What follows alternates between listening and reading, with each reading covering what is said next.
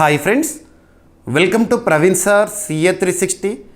ఈ స్పెషల్ వీడియోలో 2026 ఏప్రిల్ నెలలో భారతదేశంలో జరిగిన 5 అసెంబ్లీల సార్వత్రిక ఎన్నికల గురించి ప్రత్యేకంగా డిస్కస్ చేద్దాము.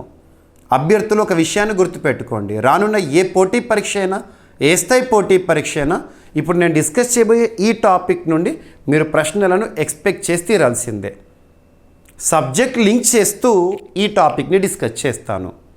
కరెంట్ అఫైర్స్లో భాగంగా కొన్ని టాపిక్స్ని మనం నేర్చుకునేటప్పుడు బ్యాక్గ్రౌండ్ నేర్చుకోవాలి, స్టాటిక్ పాయింట్స్ని చూడాలి. అవన్నిటిని కూడా ఇక్కడ నేను కవర్ చేస్తాను. అండ్ ఎన్నికల విషయానికి వస్తే ఆయా రాష్ట్రాల్లో జరిగిన ఎన్నికల ఫలితాల విశ్లేషణ చూద్దాము. ఆయా రాష్ట్రంలో ఏ రాజకీయ పార్టీ ఎన్ని స్థానాలను గెలుపొందింది, ఓట్ షేర్ ఎంత, ఫలితాలు ఏంటి, ఇవన్నీ కూడా. మరియు ఆయా రాష్ట్రాల్లో ముఖ్యమంత్రులుగా ప్రమాణ స్వీకారం చేసిన వారు ఎవరు, గవర్నర్ ఎవరు ఉన్నారు ఆ రాష్ట్రంలో. ఆ రాష్ట్రం అంటే ఈ అసెంబ్లీ జరిగిన ఎన్నికల రాష్ట్రాల్లో. మరియు లెఫ్టినెంట్ గవర్నర్, ఒక కేంద్రపాలిత ప్రాంతం ఉంది ఇక్కడ, దానికి సంబంధించి కానివ్వండి. వివరాలన్నింటినీ కూడా స్టెప్ బై స్టెప్ సింపుల్గా పోటీ పరీక్షల కోణంలో డిస్కస్ చేద్దాము. సో సార్వత్రిక ఎన్నికలు అంటున్నాను, మీనింగ్ ఏంటి? భారతదేశంలో ప్రతి 5 సంవత్సరాలకు ఒకసారి సార్వత్రిక ఎన్నికలు జరుగుతాయి. దేశవ్యాప్తంగా కూడా పరిపాలించే ప్రభుత్వం కేంద్ర ప్రభుత్వము. మరి కేంద్ర ప్రభుత్వానికి సంబంధించి ప్రభుత్వ ఏర్పాటును నిర్ణయించే సార్వత్రిక ఎన్నికలు ఏవైతే ఉంటాయో లోక్సభ ఎలక్షన్స్. లోక్సభ ఎలక్షన్స్ గురించి మనము 2024లో డిస్కస్ చేస్తాం, స్పెషల్ వీడియో కూడా ఇచ్చాను మీకు. ఇక మన భారతదేశంలో యూనిట్స్ అంటే రాష్ట్రాలు ఉన్నాయి కదా, ఒక్కొక్క రాష్ట్రానికి సంబంధించి ఆ రాష్ట్ర ప్రభుత్వ ఏర్పాటును నిర్ణయించే సార్వత్రిక ఎన్నికలు ఏవైతే ఉంటాయో వాటికి సంబంధించిన ఫలితాలు. ప్రతి 5 సంవత్సరాలకు ఒకసారి ప్రభుత్వ ఏర్పాటును నిర్ణయించే ఎన్నికలను జనరల్ ఎలక్షన్స్ లేదా సార్వత్రిక ఎన్నికలు అంటాము. మరి సార్వత్రిక ఎన్నికలను ఎవరు నిర్వహిస్తారంటే election commission of India. Election commission of India భారత ఎన్నికల సంఘము. ఇది ఒక రాజ్యాంగబద్ధ సంస్థ.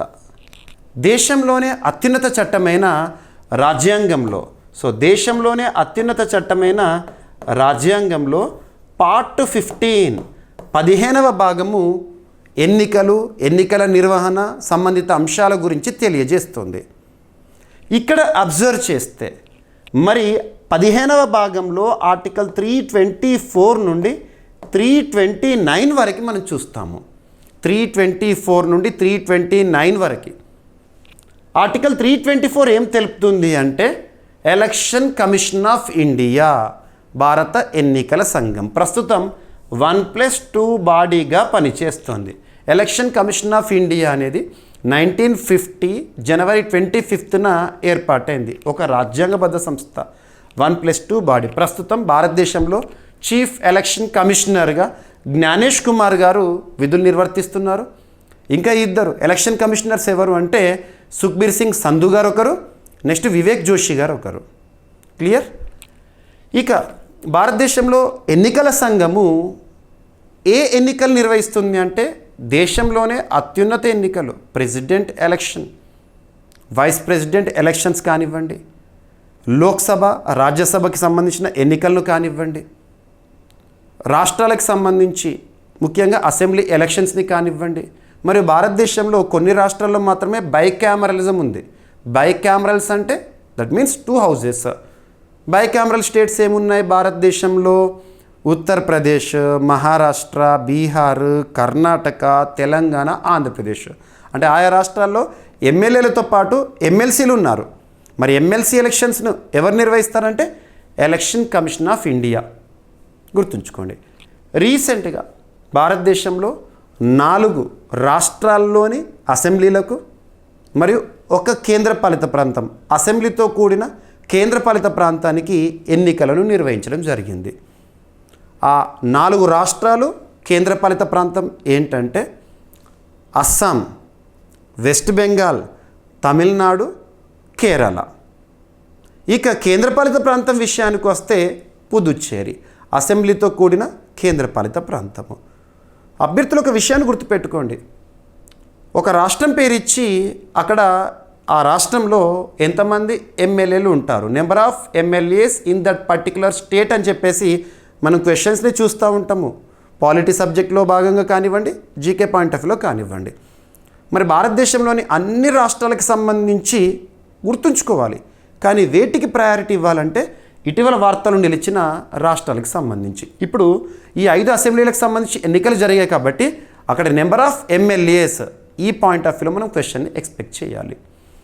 ఇక అస్సాం రాష్ట్రంలో మొత్తం ఎమ్మెల్యేల సంఖ్య, అసెంబ్లీ సభ్యుల సంఖ్య ఎంత అంటే 126. ఇక వెస్ట్ బెంగాల్ రాష్ట్రం విషయానికి వస్తే 294. తమిళనాడు రాష్ట్రంలో number of MLAs, total number of MLAs 234. Kerala రాష్ట్రంలో 140. అసెంబ్లీతో కూడిన కేంద్రపాలిత ప్రాంతం Puducherry 30. Number of MLAs in Puducherry 30. భారతదేశంలో అసెంబ్లీతో కూడిన కేంద్రపాలిత ప్రాంతాలు 3 ఉన్నాయి: జమ్మూ కాశ్మీర్, ఢిల్లీ, పుదుచ్చేరి. ఇప్పుడు పుదుచ్చేరికి సంబంధించిన ఎన్నికలు కూడా ఉన్నాయి ఇక్కడ, గుర్తుంచుకోండి. ఇక వీటికి సంబంధించి ఈ అసెంబ్లీలకు సంబంధించి ఎన్నికలు నిర్వహించడానికి ఎలక్షన్ కమిషన్ ఆఫ్ ఇండియా వారు ఏ రోజున షెడ్యూల్ని విడుదల చేశారు అని అడగవచ్చు. ఏ రోజున అంటే మార్చ్ 15. గుర్తుంచుకోండి, ఈ డేట్స్ ఇంపార్టెంట్. మార్చ్ 15, 2026 ఎలక్షన్ షెడ్యూల్ని విడుదల చేశారు. ఎలక్షన్ షెడ్యూల్ అంటే ఇక ఈ డేట్స్లో ఎలక్షన్ నోటిఫికేషన్ విడుదలవుతుంది, ఎన్నికలు ఈ తేదీలో జరుగుతాయి, ఫలితాలు ఈ తేదీన విడుదలవుతాయని చెప్పేసి అది షెడ్యూల్ అంటాము. ఎలక్షన్ షెడ్యూల్ రిలీజ్ అయింది అంటే ఆటోమేటిక్గా మోడల్ కోడ్ ఆఫ్ కండక్ట్ అనేది అమల్లోకి వస్తుంది. పోటీ పరీక్షలో మీరు చాలాసార్లు ఒక ప్రశ్నని చూసుంటారు. మోడల్ కోడ్ ఆఫ్ కండక్ట్, ఎన్నికల ప్రవర్తన నియమావళి అనేది ఎప్పటి నుండి అమల్లోకి వస్తుంది అని చెప్పేసి అక్కడ ఆప్షన్స్ ఇస్తారు. ఎలక్షన్ షెడ్యూల్ విడుదలవ్వగానే అంటారు ఫస్ట్ ఆప్షన్లో, నెక్స్ట్ వచ్చేసి ఎలక్షన్ నోటిఫికేషన్ విడుదలైన తర్వాత, ఈ విధంగా అడుగుతారు. సో ఎలక్షన్ షెడ్యూల్ రిలీజ్ అయింది అంటే ఆటోమేటిక్గా ఆ నిమిషం నుండే model code of conduct MCC అమల్లోకి వస్తుంది. అంటే ఆ సమయంలో ఎటువంటి ప్రవర్తన ఉండాలి, రాజకీయ పార్టీలు కానివ్వండి, పోటీ చేసే రాజకీయ నాయకులు కానివ్వండి, కార్యకర్తలు కానివ్వండి, ఇటువంటివి ఇక పక్కన పెడితే, సో ఈ రాష్ట్రాలకు మరియు కేంద్రపాలిత ప్రాంతానికి సంబంధించి ఎన్నికలు జరిగినాయి కదా, డేట్స్ గుర్తుంచుకోండి. మార్చ్ 15 రోజున ఎలక్షన్ షెడ్యూల్ అనేది విడుదలైంది. ఇక రాష్ట్రాల విషయానికి వస్తే ఇందులో అత్యధిక ఎమ్మెల్యే స్థానాలు ఉన్న రాష్ట్రం ఇది. అంటే ఈ 5 భారతదేశంలో అత్యధిక ఎమ్మెల్యేలు కలిగిన రాష్ట్రం ఉత్తరప్రదేశ్, ప్రస్తుతానికి అప్రస్తుతం. ఇప్పుడు ఉత్తరప్రదేశ్ సంబంధించిన ఎలక్షన్స్ గురించి మనం మాట్లాడతలేము, ఈ 5 అసెంబ్లీలకు సంబంధించి మాట్లాడుతున్నాం కదా. ఈ 5 మ్యాక్సిమం నెంబర్ ఆఫ్ ఎమ్మెల్యేస్ ఏ రాష్ట్రంలో ఉన్నారంటే వెస్ట్ బెంగాల్ 294.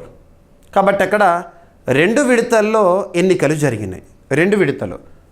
ఫస్ట్ ఫేజ్ వచ్చేసేసి 23rd ఏప్రిల్, సెకండ్ ఫేజ్ వచ్చేసేసి 29th ఏప్రిల్ 2026, 2 విడతల్లో. సెకండ్ వచ్చేసేసి తమిళనాడులో సింగిల్ ఫేజ్లో ఎలక్షన్స్ జరిగినాయి, సింగిల్ ఫేజ్.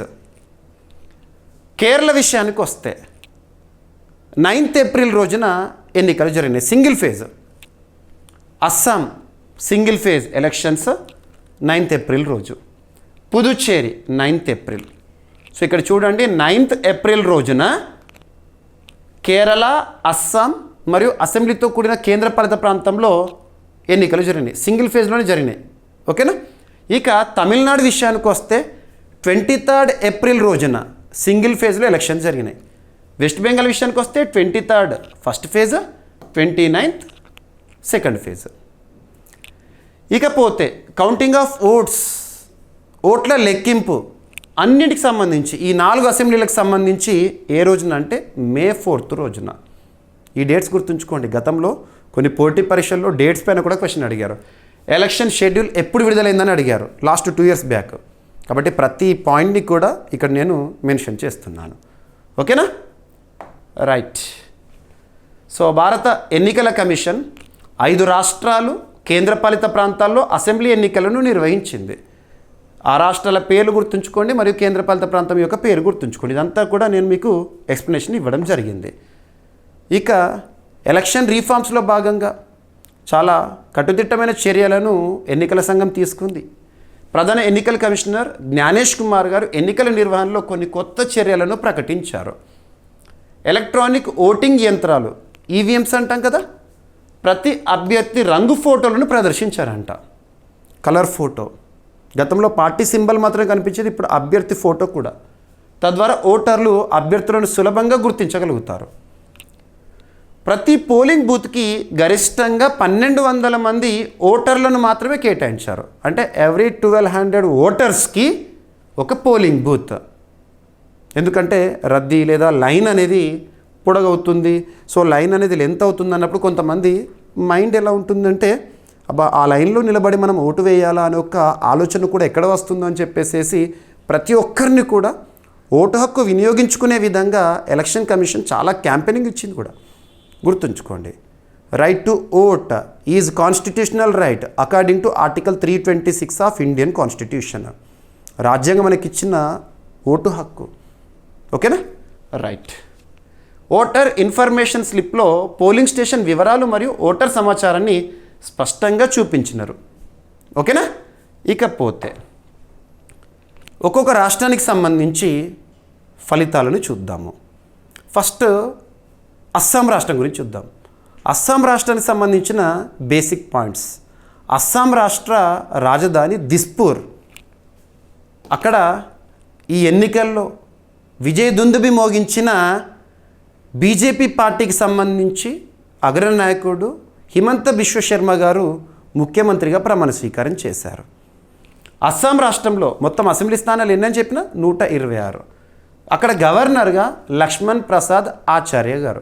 ఎందుకు గవర్నర్ పేరును మెన్షన్ చేస్తున్నానంటే, గవర్నర్ సమక్షంలోనే కదా ముఖ్యమంత్రి ప్రమాణ స్వీకారం అనేది జరిగేది. మీకు ఆర్టికల్స్ అన్నీ కూడా ఈ వీడియో చివరిలో చెప్తాను. రైట్.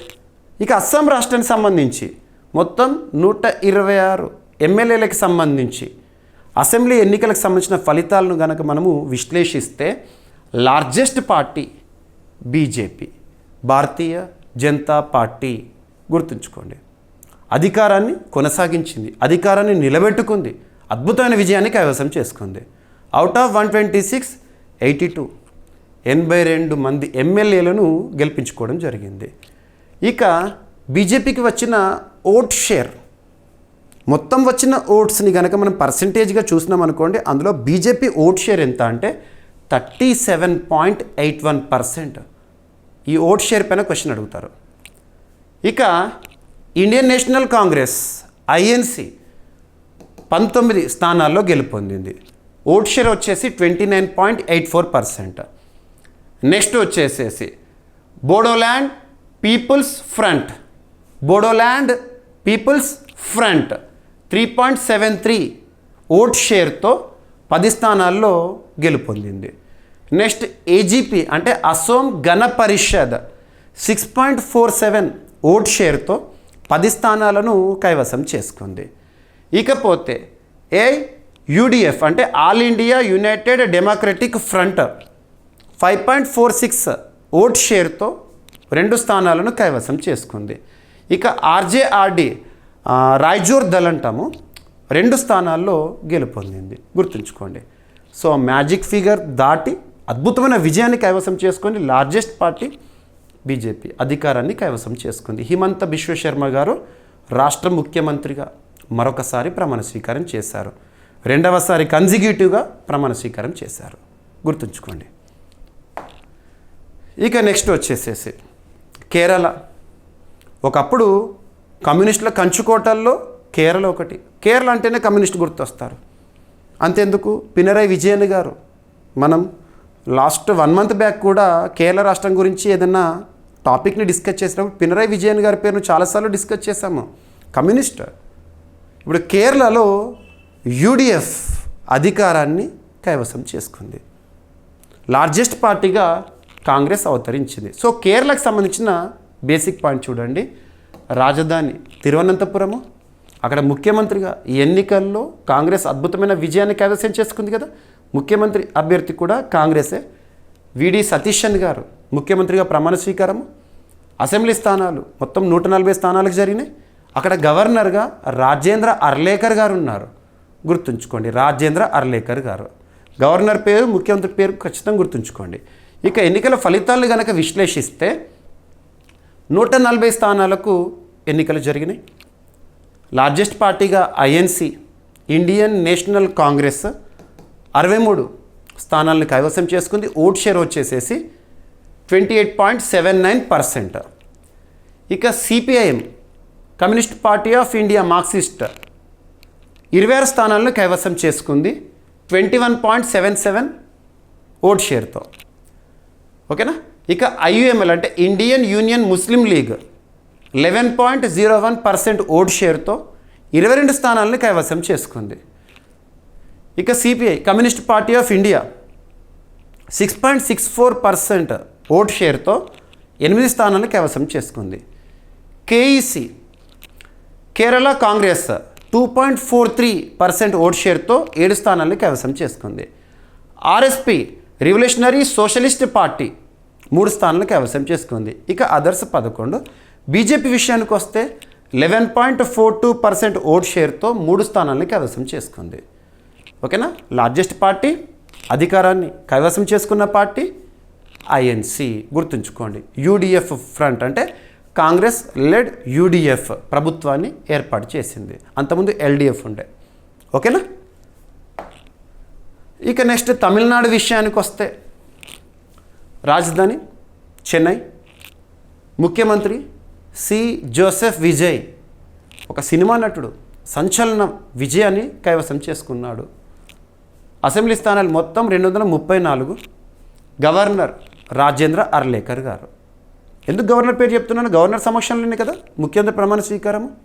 ఓకేనా. ఇక తమిళనాడు రాష్ట్రానికి సంబంధించి ఫలితాలను విశ్లేషిస్తే చాలామంది అనుకున్నారు డిఎంకే మరొకసారి అధికారాన్ని కైవసం చేసుకుంటుంది, ఈ టైం కూడా డిఎంకే ఉంటుంది, ద్రవిడ మున్నేట్ర కజగం ఉంటుందని చాలామంది భావించారు. ఎగ్జిట్ పోల్స్ కూడా 90% ఎగ్జిట్ పోల్స్ కూడా అంచనాలు డిఎంకే అని చెప్పినాయి. కానీ అనూహ్యంగా టీవీకే, సినీ నటుడు విజయ్ స్థాపించిన పార్టీ టీవీకే అద్భుతమైన విజయాన్ని కైవసం చేసుకుంది, లార్జెస్ట్ పార్టీగా అవతరించింది. తమిళనాడులో హంగ్ ఎలక్షన్స్ని మనం చూసాము. హంగ్ ఎలక్షన్స్ అంటే ఏ ఒక్క పార్టీకి కానీ ఏ ఒక్క కూటమికి కాను సంపూర్ణ మెజారిటీ ప్రభుత్వ ఏర్పాటుకు సంబంధించిన కావాల్సిన సంఖ్యని పొందలేకపోయినాయి. పోస్ట్ పోల్ అలయన్స్ ద్వారా ప్రభుత్వం అనేది ఏర్పాటైంది. ఇక పార్టీలకు వచ్చిన ఓట్ షేరు, సీట్ షేరు పరిశీలిస్తే లార్జెస్ట్ పార్టీ అత్యధిక స్థానాలు కైవసం చేసుకుందేమో టీవీకే.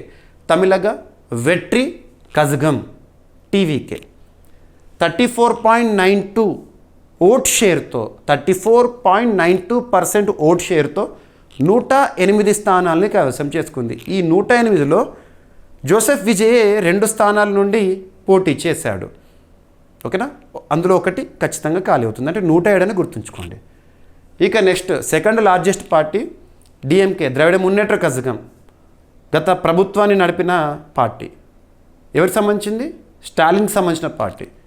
24.19% ఓట్ షేర్తో 59 స్థానాలని కైవసం చేసుకుంది. ఇక ఏడీఎంకే, ఆల్ ఇండియా అన్నా ద్రవిడ మున్నేట్ర కజగం 21.21% ఓట్ షేర్తో 47 సీట్స్ని కైవసం చేసుకుంది. ఇక ఇండియన్ నేషనల్ కాంగ్రెస్ 5 స్థానాలను కైవసం చేసుకుంది 3.37% ఓట్ షేర్తో. ఓకేనా. నెక్స్ట్ వచ్చేసేసి పిఎంకే, పట్టల్లి మక్కల్ కచ్చి ఈ పార్టీ 4 సీట్స్లో గెలుపొందింది, అంటే 4 స్థానాల్లో. IUML, Indian union Muslim league 0.29% vote షేర్తో 2 సీట్లను కైవసం చేసుకుంది. ఇక బీజేపీ 2.97% ఓట్ షేర్తో 1 స్థానాన్ని కైవసం చేసుకుంది తమిళనాడులో. ఓకేనా. సిపిఐ 2 స్థానాలను కైవసం చేసుకుంది, గుర్తుంచుకోండి. ముఖ్యమంత్రిగా సి జోసెఫ్ విజయ్. ఓకేనా. నెక్స్ట్ వెస్ట్ బెంగాల్. ఈ 5 అసెంబ్లీలకు సంబంధించి లార్జెస్ట్ అసెంబ్లీ వెస్ట్ బెంగాల్. వాస్తవానికి అన్నిటికంటే కూడా కీలకమైన రాష్ట్రం వెస్ట్ బెంగాల్. ఇప్పుడు చాలా చర్చనీయాంశమైంది. 2 దశల్లో ఎన్నికలు జరిగినాయి. ఓకేనా. వెస్ట్ బెంగాల్లో 294 స్థానాలకు గాను ఎలక్షన్ జరిగినాయి. కాకపోతే 1 స్థానంలో రీపోల్ అనేది జరగాలి మళ్ళీ, ఎందుకంటే వివిధ కారణాల వల్ల మనం చూసాము. సో వెస్ట్ బెంగాల్ రాష్ట్ర రాజధాని కోల్కతా. ముఖ్యమంత్రి మమతా బెనర్జీ ఉండే. ఇప్పుడు కొత్తగా ముఖ్యమంత్రిగా ఎవరు రావడం జరిగింది? సువేందు అధికారి గారు. సువేందు అధికారి గుర్తుంచుకోండి. సువేందు అధికారి, very very very important. West Bengal గడ్డ మీద, వెస్ట్ బెంగాల్ రాష్ట్ర చరిత్రలో మొట్టమొదటి బీజేపీ నాయకుడు ముఖ్యమంత్రిగా ప్రమాణ స్వీకారం చేయడం జరిగింది, సువేందు అధికారి. ఓకేనా. ఇక అక్కడ గవర్నర్గా ఆర్ఎన్ రవి గారు ఉన్నారు. ఇకపోతే ఎన్నికల ఫలితాలను విశ్లేషిస్తే బీజేపీ అద్భుతమైన విజయము. ఓకేనా. 207 స్థానాల్లో విజయాన్ని కైవసం చేసుకుంది. ఓట్ షేర్ వచ్చేసేసి 45.84% ఓట్ షేర్. ఇక సెకండ్ లార్జెస్ట్ పార్టీగా ఆల్ ఇండియా తృణమూల్ కాంగ్రెస్ మమతా బెనర్జీకి సంబంధించి 80 స్థానాలను కైవసం చేసుకుంది. ఓట్ షేర్ వచ్చేసేసి 40.80%. ఇక ఇండియన్ నేషనల్ కాంగ్రెస్ 2.97% ఓట్ షేర్తో 2 స్థానాలని కైవసం చేసుకుంది.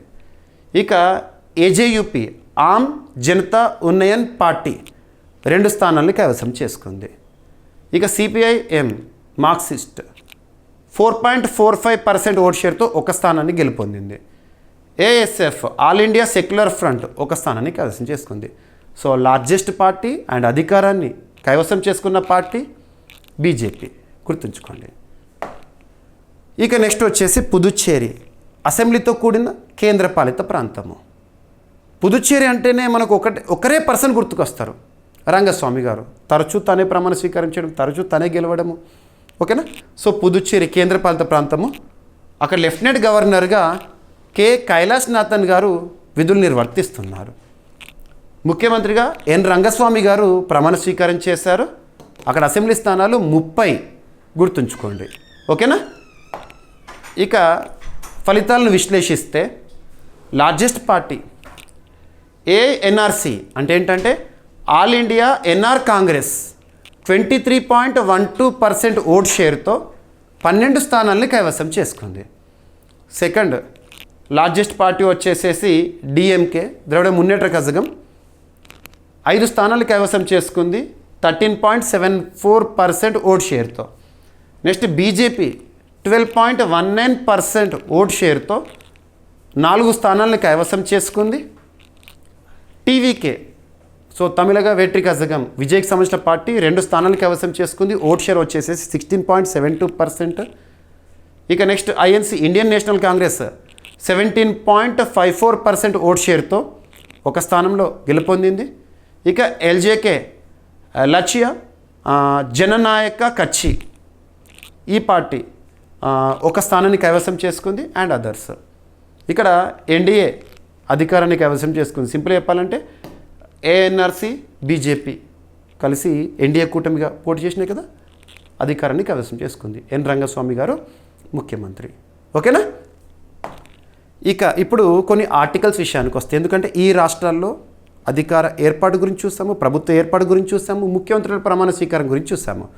కామన్గా అన్ని రాష్ట్రాలకు సంబంధించి ముఖ్యమంత్రులను దృష్టిలో ఉంచుకొని కొన్ని ఆర్టికల్స్ చెప్తాను, అవి గుర్తుపెట్టుకోండి. దేశంలోని అత్యున్నత చట్టమైన రాజ్యాంగం, రాజ్యాంగంలోని 6వ భాగం రాష్ట్ర ప్రభుత్వం అనే టాపిక్ని తెలుపుతుంది. అందులో భాగంగా ఆర్టికల్ 164ని ఇక్కడ మనం లింక్ చేసుకోవాలి, ముఖ్యమంత్రికి సంబంధించి, మంత్రిమండలికి సంబంధించి. ఆర్టికల్ 164 క్లాజ్ 1 ప్రకారము ఒక రాష్ట్ర ముఖ్యమంత్రిని ఆ రాష్ట్ర గవర్నర్ అపాయింట్ చేస్తారు, నియమిస్తారు. That means CM of that particular state is appointed. ఓకేనా, నియామక పదవి. మరి ఎవరిని నియమిస్తారంటే ఆ రాష్ట్రంలో లార్జెస్ట్ పార్టీకి సంబంధించిన నాయకుడిని కానీ, లేదా ఎన్నికలు జరిగే ముందు ప్రీపోల్ అలయన్స్ జరిగిందనుకోండి, ఆ అలయన్స్ సంబంధించి సూచించిన నాయకుడు. వాళ్ళు మ్యాజిక్ ఫిగర్ని దాటితే, మ్యాజిక్ ఫిగర్ అంటే ఎగ్జాంపుల్ చెప్తాను. ఒక చిన్న నెంబర్, ఒక రాష్ట్రంలో 100 టోటల్ నెంబర్ ఆఫ్ ఎమ్మెల్యేస్ 100 ఉన్నాయనుకోండి, అంటే ఆ రాష్ట్రంలో 100 మంది ఎమ్మెల్యేలు ఉన్నారు అసెంబ్లీలో. మ్యాజిక్ ఫిగర్ని ఎట్లా క్యాలిక్యులేట్ చేస్తారంటే బై 2 అంటే ఎంత, హాఫ్ కదా, 50, సగం అన్నట్టు. మరి సగానికంటే ఎక్కువ రావాలి కదా, ప్రభుత్వ ఏర్పాటుకు కావాల్సిన బలం సగానికంటే ఎక్కువ, +1 అంటే ఎంత, 51. దీన్ని మనం మ్యాజిక్ ఫిగర్ అంటాం, మ్యాజిక్ నెంబర్. అలా సగానికంటే 1 స్థానం ఎక్కువ ఉండాలి అధికారాన్ని కైవసం చేసుకోవాలంటే. అది సింగిల్ లార్జెస్ట్ పార్టీ కానివ్వండి, లేదా ఒక పార్టీకి సంబంధించి కానివ్వండి, లేదా కూటమి కానివ్వండి. ఓకేనా, ఆ విధంగా. ఇక ఆర్టికల్ 164 క్లాజ్ 1A, ఇలా క్యాపిటల్ లెటర్స్ కనబడ్డాయి అనుకోండి ఆర్టికల్ పక్కన, మీకు ఏం గుర్తుకు రావాలి? ఆర్టికల్ని అమెండ్మెంట్ ద్వారా చేర్చారన్నట్టు, ఇక్కడ అమెండ్మెంట్ గుర్తుకు రావాలి. 91వ రాజ్యాంగ సవరణ చట్టం 2003 ద్వారా ఈ ఆర్టికల్ని చేర్చారు. ఈ ఆర్టికల్ ఏం తెలుపుతుంది అంటే, ఒక రాష్ట్రంలో ఉండే మంత్రిమండలి సభ్యుల సంఖ్య, ఒక రాష్ట్రంలో ఉండే మంత్రిమండలి సభ్యుల సంఖ్య ఎంతకి మించరాదంటే 15% మించరాదు. ఎందులో 15% మించరాదంటే విధానసభలో 15% మించరాదు.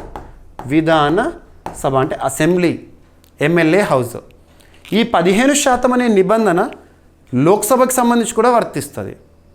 అంటే కేంద్ర ప్రభుత్వంలో మంత్రిమండలి సభ్యుల సంఖ్య ఎంతకు మించొద్దంటే లోక్సభ సభ్యుల మొత్తం సంఖ్యలో 15% మించకూడదు. గుర్తుంచుకోండి, ఓకేనా? ఇంకా చెప్పాలంటే ఆర్టికల్ 164 క్లాజ్ 1A ఇక్కడ ఎనఫ్.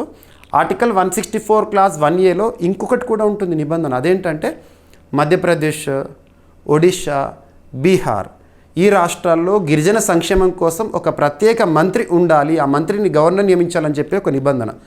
ఆ నిబంధనలు కూడా మార్పు వచ్చింది. 94th కాన్స్టిట్యూషనల్ అమెండ్మెంట్ 2006 ఏం చెప్పిందంటే బీహార్ని తొలగించేసేసి ఛత్తీస్గఢ్ని, జార్ఖండ్ని చేర్చారు. ప్రస్తుతానికి అది అప్రస్తుతం.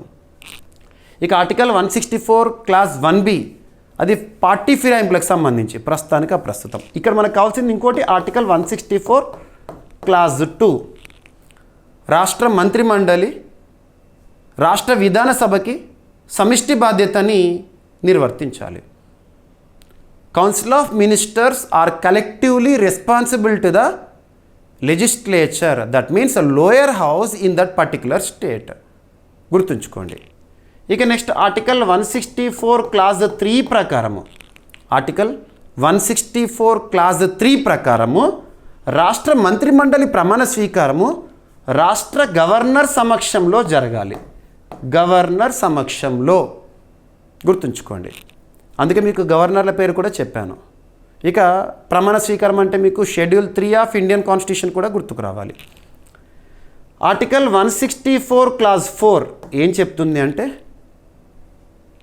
రాష్ట్ర చట్టసభలో సభ్యుడు కానటువంటి ఒక వ్యక్తిని రాష్ట్ర మంత్రిగా కానీ రాష్ట్ర ముఖ్యమంత్రిగా కానీ నియమించినట్లయితే ఆ వ్యక్తి, ఆ మంత్రి, ఆ ముఖ్యమంత్రి ప్రమాణ స్వీకారం చేసిన నాటి నుండి 6 నెలలలోపు ఖచ్చితంగా రాష్ట్ర చట్టసభలో సభ్యత్వాన్ని పొందాలి.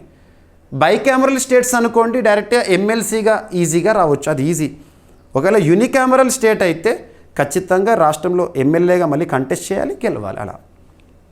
ఇక నెక్స్ట్ ఆర్టికల్ 164 క్లాజ్ 5 ప్రకారము, ఆర్టికల్ 164 క్లాజ్ 5 ప్రకారము రాష్ట్ర మంత్రిమండలికి ఇచ్చే జీతభత్యాల గురించి తెలుపుతుంది.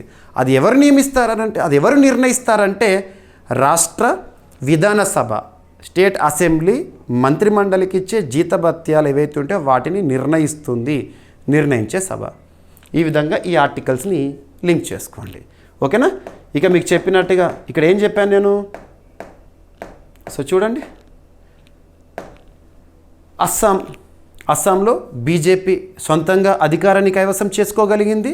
సో బీజేపీ నాయకుడు ఎవరు, హిమంత బిశ్వ శర్మ గారు ముఖ్యమంత్రిగా ప్రమాణ స్వీకారం చేశారు. వెస్ట్ బెంగాల్లో బీజేపీ సొంతంగా అధికారాన్ని కైవసం చేసుకుంది. బీజేపీ వెస్ట్ బెంగాల్ రాష్ట్రంలో మొట్టమొదటిసారి ప్రభుత్వాన్ని ఏర్పాటు చేసింది. సువేందు అధికారి గారు ముఖ్యమంత్రి. ఇక తమిళనాడులో రాష్ట్ర చరిత్రలో మొట్టమొదటిసారి ఎన్నికల్లో పోటీ చేసిన టీవీకే లార్జెస్ట్ పార్టీగా అవతరించింది. కానీ అధికార ఏర్పాటుకు కావాల్సిన స్థానాలను మాత్రము గెలుచుకోలేకపోయింది. హంగ్ అసెంబ్లీగా మిగిలింది. కాకపోతే వివిధ పార్టీల మద్దతుతో ప్రభుత్వాన్ని ఏర్పాటు చేసింది. నెక్స్ట్ ఇంకేంటి మనకి ఇక్కడ రావాల్సింది కేరళలో కాంగ్రెస్ నేతృత్వంలోని యూడిఎఫ్ అధికారాన్ని కైవసం చేసుకుంది. అధికారంలోకి వచ్చారు కాంగ్రెస్ పార్టీకి సంబంధించిన సతీశన్ గారు ముఖ్యమంత్రిగా. ఇక పుదుచ్చేరి ఎన్డీఏ అధికారంలోకి రావడం జరిగింది. సో కైవసం చేసుకుంది ప్రభుత్వాన్ని. ఎవరు, రంగస్వామి గారు ముఖ్యమంత్రిగా. ఓకేనా? సో ఇవి మనకు పోటీ పరీక్షల కోణంలో చాలా ఇంపార్టెంట్. ఎగ్జామినేషన్ పాయింట్ ఆఫ్ వ్యూలో ఈ టాపిక్ నుండి మనం తప్పనిసరిగా ప్రశ్నలను ఎక్స్పెక్ట్ చేసి తీరాల్సిందే. ఓకేనా? Thank you.